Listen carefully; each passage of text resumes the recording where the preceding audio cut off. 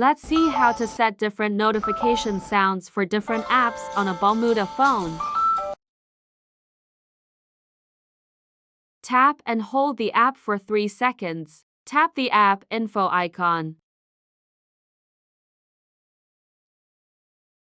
Here you'll see different notification categories like messages, group notifications, or calls. Tap on the notification type you want to change.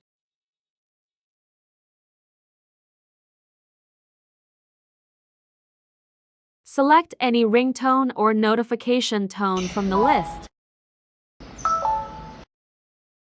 Similarly, you can add different notification sounds to any other app if you want.